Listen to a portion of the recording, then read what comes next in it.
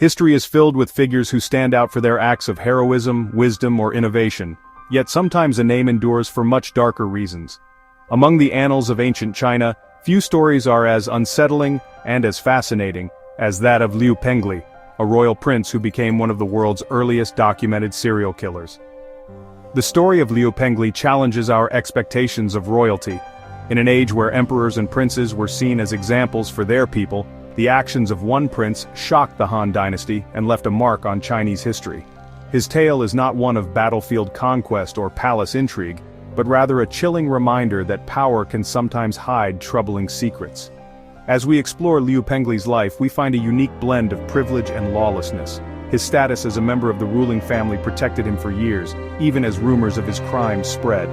The question remains, how did a prince turn to such darkness? And what does this reveal about the era in which he lived?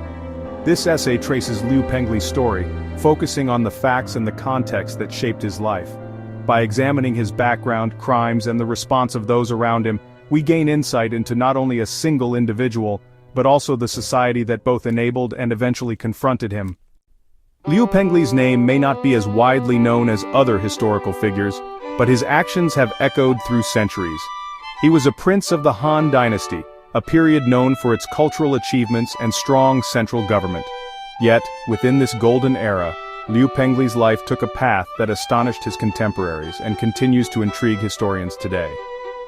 Born into the imperial family, Liu Pengli was the grandson of Emperor Wen and the nephew of Emperor Jing. This lineage placed him at the heart of power in one of China's most celebrated dynasties. His status afforded him wealth, land, and influence, privileges that few could ever imagine. It also meant that his actions, good or bad, would never go unnoticed. What sets Liu Pengli apart in the historical record is not just his royal blood, but the nature of his crimes. Unlike other infamous figures from history, his violence was not motivated by political ambition or warfare. Instead, he engaged in acts of murder for personal amusement, a pattern that marks him as an early example of a serial killer. In this essay, we will look at 5 key facts that define Liu Pengli's life and legacy. Each fact helps us understand not only the man himself, but also the world he lived in, and the lessons his story offers for us today. Liu Pengli's story begins with his birth into the highest ranks of society. As the grandson of Emperor Wen and son of Liu Wu, the Prince of Liang, he was surrounded by luxury and privilege from an early age. The Han Dynasty was a time when family connections determined one's future, and Liu Pengli's lineage secured him a place among China's elite. His royal status meant he was raised in palaces, attended by servants, and educated by the finest scholars. He was given the title Prince of Jidong and ruled over a sizable territory. The Han court expected its princes to support the emperor and maintain order in their lands. For most, this meant a life of duty and decorum. Yet, privilege also brought temptation. The distance between the royal family and ordinary people could create a sense of invincibility. In Liu Pengli's case, the power and protection that came with his title allowed him to act without fear of immediate consequences. He was, for many years, above the law. Understanding Liu Pengli's background helps explain how he was able to commit his crimes for so long. His royal status shielded him from scrutiny, making it difficult for victims to seek justice. This environment of privilege and power would play a central role in the events that followed. One of the most disturbing aspects of Liu Pengli's life was his motivation for murder. Unlike other historical figures whose violence was driven by politics, revenge, or survival, Liu Pengli sought out killing as a form of entertainment. He did not act alone. He gathered a band of followers to join him on these grim expeditions. Historical records describe how Liu Pengli and his gang would leave the palace under the cover of night. They would travel through the countryside, targeting unsuspecting villagers. These acts were not isolated incidents, but part of an ongoing pattern that lasted for years. The sheer number of attacks suggests a chilling disregard for human life.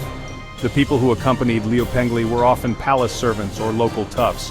Their loyalty was likely maintained through fear, rewards, or both. Together they formed a group that terrorized the region, acting with impunity thanks to their leader's royal status. The fact that a prince could engage in such behavior, using murder as a form of amusement, shocked even the hardened officials of the Han court. It was a clear violation of the expectations placed on royalty and a stark reminder of how unchecked power can lead to tragedy. The exact number of Liu Pengli's victims is lost to history, but ancient sources agree that the toll was significant. Estimates from historical texts suggest that he and his followers killed more than 100 people during their reign of terror. Most of the victims were common villagers living in his domain, people who had, little protection against a prince's whims. These victims were not chosen for political reasons or personal grudges. Instead, they were often strangers, selected at random as targets during Liu Pengli's nighttime raids. The lack of any clear motive beyond entertainment makes these crimes all the more unsettling. It also created an atmosphere of fear, as no one knew who might be next. The families of the victims faced enormous challenges in seeking justice. Reporting such crimes was dangerous, as accusing a prince could lead to severe punishment for the accuser. Many people suffered in silence, their stories only coming to light after years of fear and uncertainty. The impact of Liu Pengli's actions was felt across the region.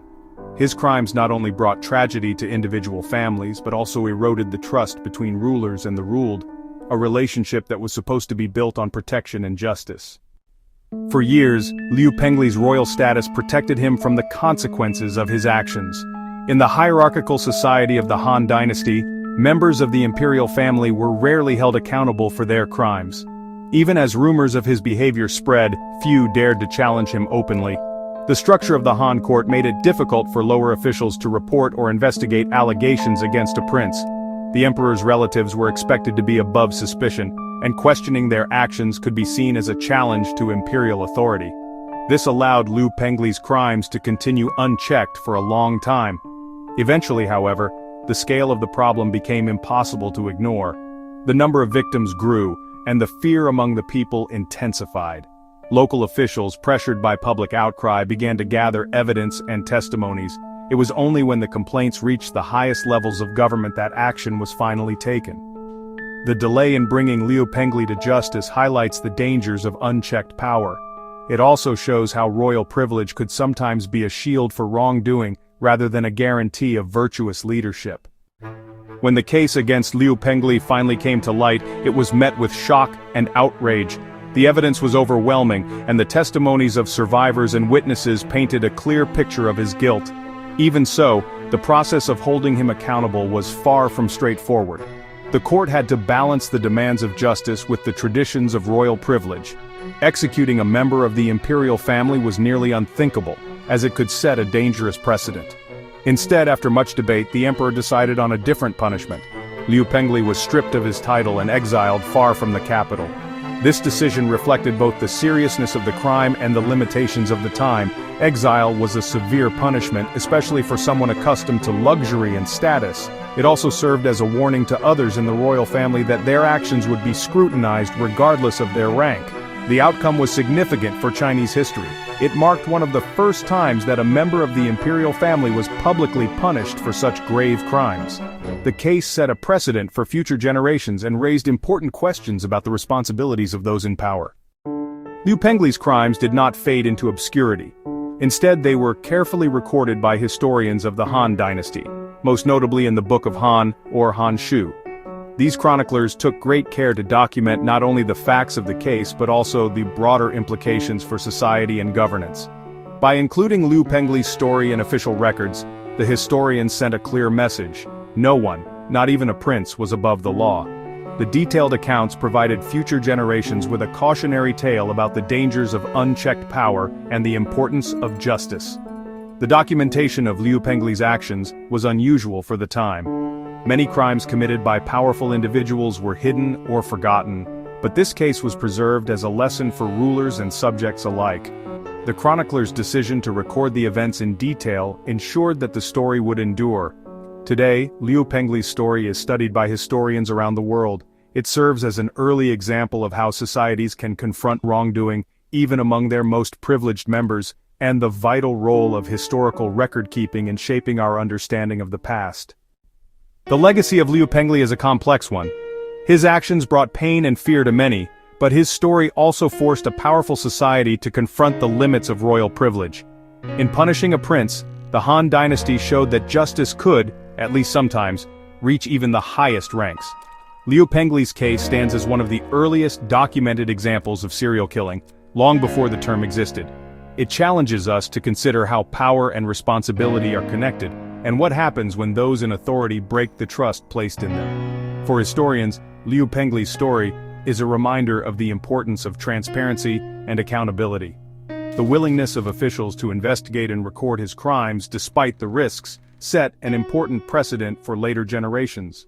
Today, the story of Liu Pengli is remembered not only for its dark content, but also for the lessons it offers about leadership, justice, and the enduring need for truth in historical memory. It encourages us to look closely at those in power and to remember that history is shaped as much by its warnings as by its triumphs.